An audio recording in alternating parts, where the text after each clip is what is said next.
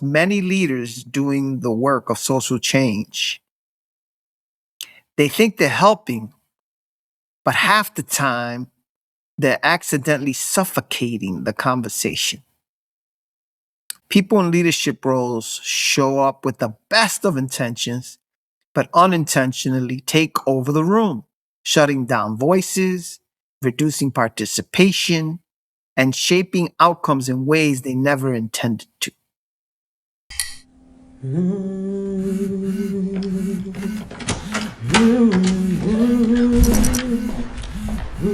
This is sustaining social change.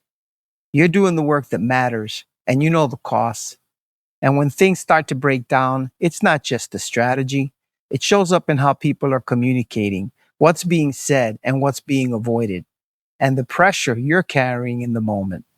We're here alongside you in those moments, so you and the work stay intact. Fred, today we have another opportunity to get into some good trouble. Ah, I like good trouble. Come on. yes, holding space without taking it up. That might sound like an oxymoron to some folks. We're talking about this because many leaders doing the work of social change, they think they're helping, but half the time they're accidentally suffocating the conversation. People in leadership roles show up with the best of intentions, but unintentionally take over the room, shutting down voices, reducing participation, and shaping outcomes in ways they never intended to because they're taking over the space. This shows up a lot when people say, hey, where is everybody? Where have the people gone? Why am I doing all the work? That's a consequence of taking up all the space. Frederick, your thoughts on this?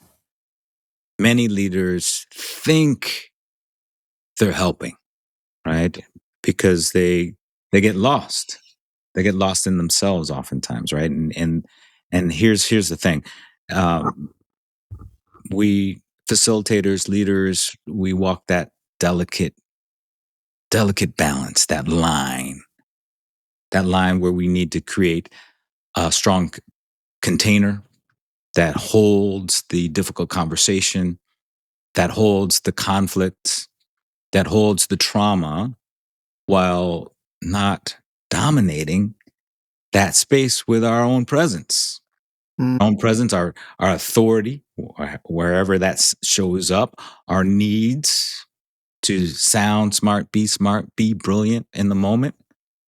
And, so this is what this episode is really exploring is how do you be fully present with everything that you are, with everything that you can be, without overwhelming that system?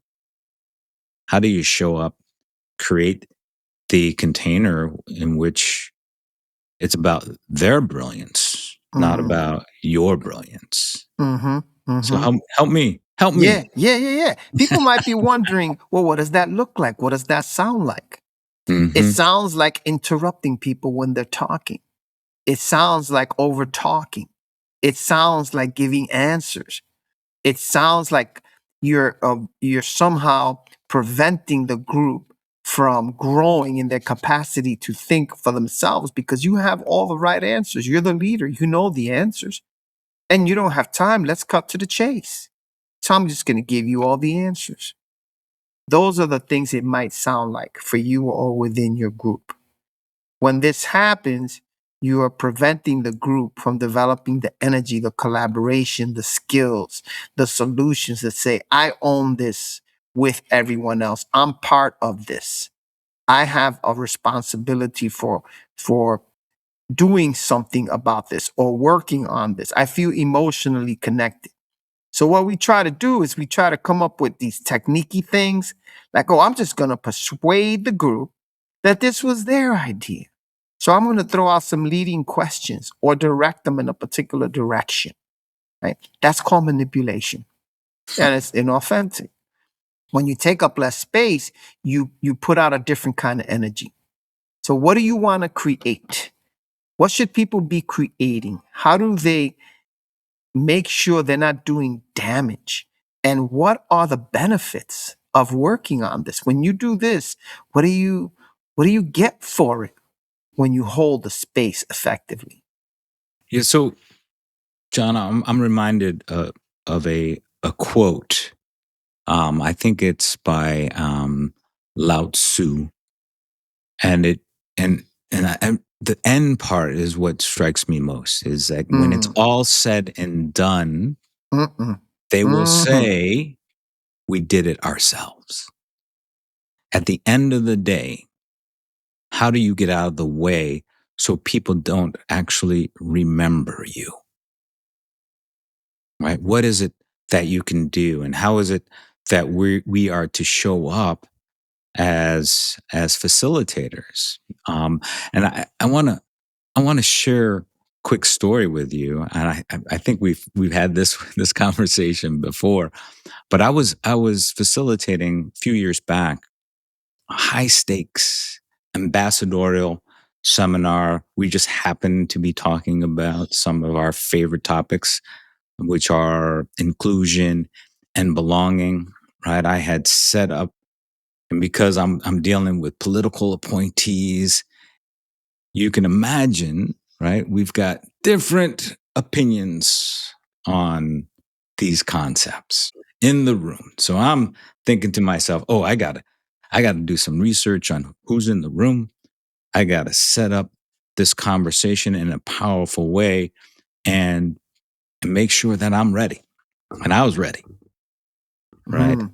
And then to make it even worse, my manager, she comes in and says, "Hey, Fred, I want to observe this session." Uh-oh. Uh oh, is right. And I tried every technique that I had, John, to say, no, that's not appropriate for this conversation. And well, she shows up. So now the anxiety is high. And of course, I breathe and I get ready. I shake off the excess adrenaline. I go into the session and it's flowing and it's right. And people are stepping up in ways that I didn't expect. Right. And then there was this moment where everything shifted in the group. And what happened was someone said something very vulnerable. And and I saw in the group that they wanted to move past this vulnerability. Right. And so what I did in that moment is I just held the silence. And as a introvert, that's my superpower. I I love to sit in that silence and let the Mm. group marinate a little bit, soak it up, soak it in. And in that moment, what happened was instead of glossing over that vulnerability, we went deeper. And my interventions were minimal. My interventions were holding the space, looking at who's speaking, who's not speaking. You know the drill, Mhm. right? And then asking, tell me more about that. Mm. What are others' experience with that? And as the session started to wind down, we got 20 minutes left. What what else do we want to do? Right? And at the end, there was this buzz in that session. People were walking away with new commitments, new connections, and new actions around this concept of inclusion and belonging, right? These are the ambassadors, top folks getting ready to go out into the field and spread democracy. They're acting and being different. And here's the kicker though. At the end of that, when everybody is high, my manager says, you hardly did anything. Oh, no. I was like, Whew. what? Were we at the same meeting? Are you not seeing what I'm Mhm. seeing here? Mhm. And the answer was, she didn't. And I think that's one of the most powerful things that ever happened to me was that the feedback that she was actually giving me was a compliment. Because on the surface, from the outside, the work of holding space is invisible.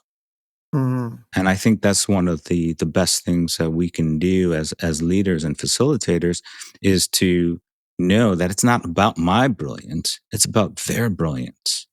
My Mhm. job is to bring that out. I'm curious, John, about you. Have you ever had that type of experience where, people have said to you, giving you feedback, you hardly did anything, man? What's this facilitation about? How hard is that? Mhm. Mhm. Well, I've had, unfortunately, both. Mm, Where I've taken over the room mm, and try to be the smartest person in the room, try to be the expert in the room with all the answers. And every time someone makes a comment, I have to add and build and comment on everything that's been commented on.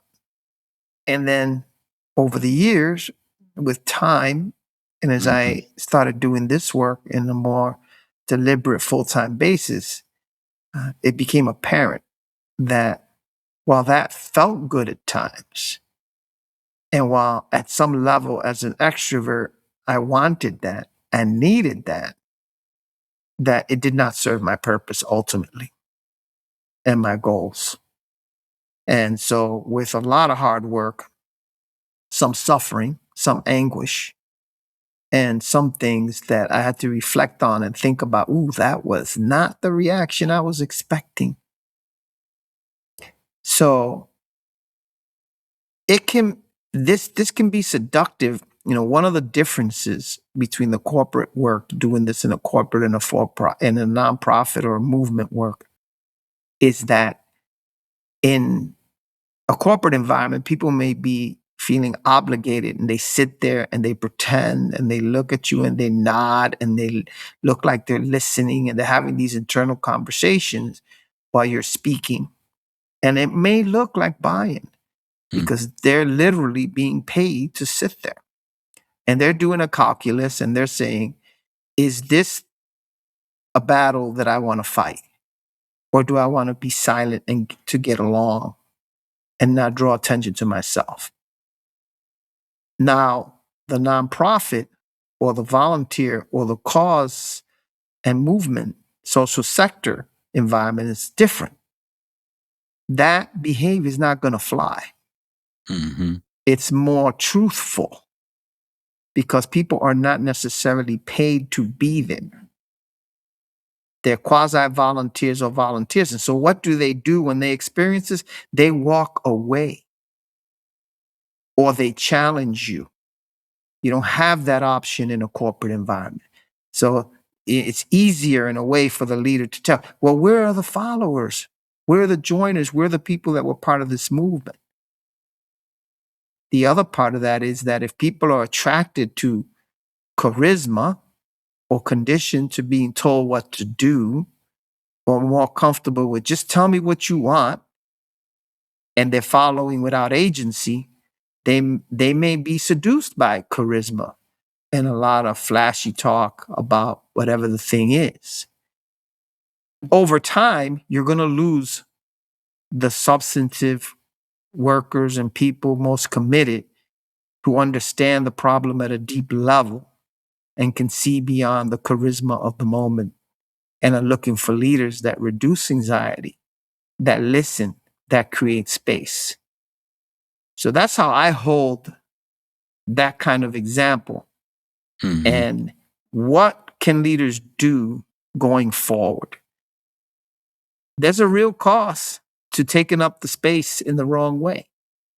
And if you're in the social sector space trying to lead folks, they have choices. One choice is to walk away. If you're in the corporate sector, a little tougher because they may pretend, they may try to fool you. And like your manager said, you're not doing anything. She's measuring the wrong thing. Are people engaged? Are people joining? Are people getting better results? Those are the things you want to measure. Are they more connected in meaningful ways? And if that model, that behavior leads to that, then that's what I want.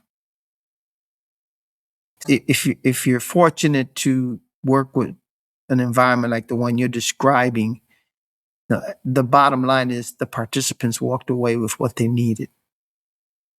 Sometimes in organizations, leaders can't see because they don't know. Mm-hmm. They don't understand. They haven't been there. And that's part of the challenge of hierarchy and power and systems and structures. And how do we gauge this? And so, how do you manage up when you're in that situation? If a leader doesn't understand what you're trying to do, but you're getting the results. And something you said when you started that story or right before is that I'm not going to get credit. I'm going to do something and the groups are going to own it. They're going to feel they own it because they do. They're creating something that is removed from the leader directly. So now the leader's wondering, what do you mean I'm not going to get credit? Well, how am I going to be recognized for what I'm doing? This is a real thing, Fred, and a real challenge, particularly for people of color, Black and brown folks and women. If I don't get credit, who's getting credit? Credit, but being respected for and recognized in the way you should have been for what you were doing, right? Then what happens to my capacity to move up in this organization, to remain intact, to get promotions, to take on bigger challenges and take on more responsibilities? I'm putting myself at risk. Mm-hmm. So it's a very tricky thing to do what's right in an altruistic way, in a selfless way, and not receive recognition. And the reality is that in the current world we live in, if you're Black or brown and it's not clear why you were there, what you were doing, how you benefited the group, what they gained from you doing the work you did with them, you are at risk. Yeah, I hear you. And this is what makes this work extremely hard, right? And it's really about what does it take to hold space, right? And you I think you named it. It's really about ego strength and reminding oneself of why the bigger picture and holding the bigger picture at bay and being okay with I don't need the credit. I need that to work. Mm. And how do you hold that rather than hold that other need, that ego need, at bay? It requires one to take stock of and ask a powerful question. Who am I serving? Am I serving myself or am I serving the community? And holding space requires a keen ability to witness without rescuing, to witness without redirecting, and to witness without making it about you. Right? And so some of the things that I think that can help us move in a powerful direction of what can you do? I think it starts with powerful powerful questions to self. So some of my favorites are something like, am I speaking to relieve my own discomfort with the silence that's happening? Mm-hmm. Right? Asking that question constantly, right? In the moment, why am I speaking? And why am I still speaking? Mm-hmm. Right? One of my favorites coaching kind of acronyms is WAIT, WAIT. Why am I talking? And waste. Why am I still talking? Right? So if you can just hold those things in your mind and ask that question, which is really about who am I serving, right? And another question that I keep in my mind that I think is helpful is whose voices haven't I heard from yet? Right? Who's speaking? Who's talking? Is it me? Is it others? And you said something earlier that's important. How am I serving the introverts and the extroverts in the room? How does my identity show up in either lifting up or shutting down conversations? So those are some of the things that are constant questions that I think can be helpful for facilitators to and leaders to hold as they enter these spaces. I'm wondering that kind of self-awareness that you just described. I'm noticing this and I want to keep the group together. And I want to shift my behavior in a way that allows the group to tap into its intellectual capital, its social capital, the things that bring people together in ways that bond them to take on something difficult, to do something hard. How do I get out of the way? Right? That's kind of like what I heard and took from that. And so these are some behaviors and ways in which I can show up. I would say that just to give people methods they can follow. What is driving this impulse, this behavior? And that's more ongoing work. And I'm hoping the community joins in on that. When you've tried to do things and you simply struggle, what's getting in the way? And explore that. For each individual, that's going to be different. What gets in my way is different from what gets in your way, is different from what gets in someone else's way. When I'm feeling that anxiety to jump in and fix things. Going forward, one of the things you can do if you want a problem worked on and you don't want to talk too much or interrupt the group too much is name the problem, make a request. Right? Name the thing you want the group to work on. So if you say, for example, our participation in our health coalitions is down, and we have very little participation from the healthcare sector. We need more membership, broader clinicians, and more diverse voices in our health coalitions. Then step back and say to the group, what's your thinking about that? How can we address this? Now you've asked the group to work on something. And the key is to step back and let them explore it. Don't give an answer, even if you're tempted. Don't give a solution, even if you're tempted. Don't fix anything that's said. Let the group do sense making for themselves. Listen, it will help you understand how the group sees the problem. Do they see it the way you see it? All of this is going to help you guide, be a better resource, coach more effectively toward the thing you want to see fixed, which is increase membership in the health coalitions that you're responsible for. So that's an example of a specific thing you can do. The technical things is don't interrupt people. Ask questions. Let silence. You talked about silence, and for introverts that may be easier. For extroverts that may be more difficult. For people under deadline pressures, stresses around time. I heard a leader the other day say, well, I need to make sure they get the information. Do you mean you need to make sure you utter the information, you say it out loud, or do you mean you need to make sure they understand and embrace the information? What we're suggesting here today is going to get you toward more embracing and understanding. Telling, may or may not work. Based on our experience, it's not going to work. Not in the long term. Lower your emotional intensity. So a lot of this has to do with you're anxious. You just received a directive or some information from your leadership.